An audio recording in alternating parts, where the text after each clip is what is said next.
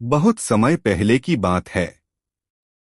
पहाड़ों और घने जंगल से घिरे एक छोटे से गांव में रुद्रदत्ता नाम का एक बहुत ही साधारण इंसान रहता था। उसका घर मिट्टी का था, पहनने के लिए पुराने कपड़े और खाने के लिए मुश्किल से 2 वक्त की रोटी। लेकिन एक चीज थी जो उसके पास अपार मात्रा में थी, भगवान शिव पर अटल और सच्चा विश्वास। रुद्रदत्ता का दिन सूरज निकलने से पहले ही शुरू हो जाता था। वो पास की नदी पर जाता, ठंडे जल से स्नान करता और एक छोटा सा लोटा पानी भरकर गांव के बाहर स्थित एक पुराने शिवलिंग की तरफ चल पड़ता। वो शिवलिंग बहुत ही पुराना था, लगभग भूल चुके थे।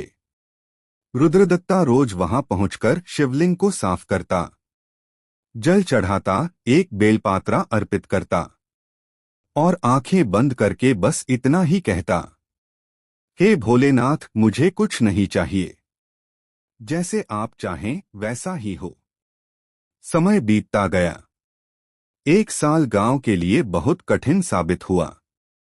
बारिश समय पर नहीं हुई, नदियां सूखने लगी, कुएं खाली हो गए और खेत बंजर हो गए। गांव के लोग दार से भर गए। बेड बेड लोग भव्या पूजा करवाने लगे।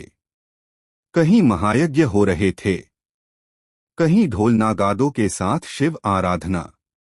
लेकिन सबके मन में एक ही भावना थी, डर और स्वार्थ। सब कहते थे, हे शिवजी, पानी दे दो वरना हम सब NASH हो जाएंगे। लेकिन रुद्रदत्ता, वो रोज की तरह उसी टूटे शिवलिंग के पास जाता रहा। कई बार उसके लोटे में आधा पानी भी नहीं होता था, फिर भी वो वही आधा पानी पूरी श्रद्धा से चढ़ा देता। गांव के कुछ लोग उसका मजाक उड़ाते, अरे रुद्रदत्ता, इस पुराने पत्थर से क्या मिलेगा, चल हमारे साथ बड़ी पूजा में।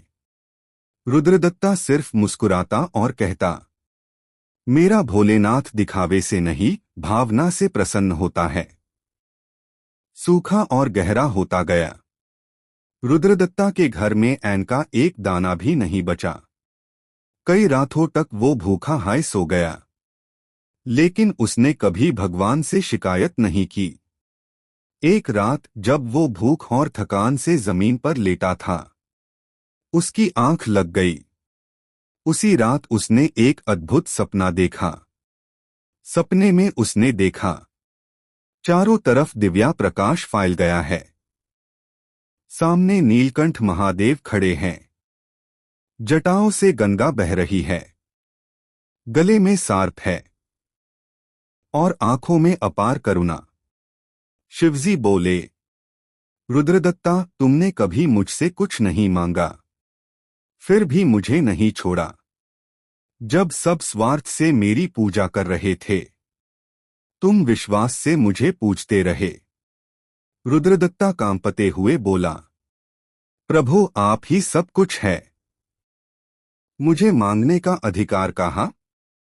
शिवजी मुस्कुराए और बोले, जहां विश्वास होता है वहां मांगने की जरूरत नहीं होती। इतना कहकर शिवजी ने अपना त्रिशूल धरती पर रख दिया। सुबह जब रुद्रदत्ता की आंख खुली तो उसने एक अद्भुत दृश्य देखा। जिस जगह शिवलिंग था, वहां से पानी की एक पतली धारा निकल रही थी। कुछ ही देर में वो धारा एक झरन बन गई और पानी खेतों की तरफ बहने लगा। गांव वाले दौड़ते हुए आए। सूखी धरती फिर से जीवित हो उठी।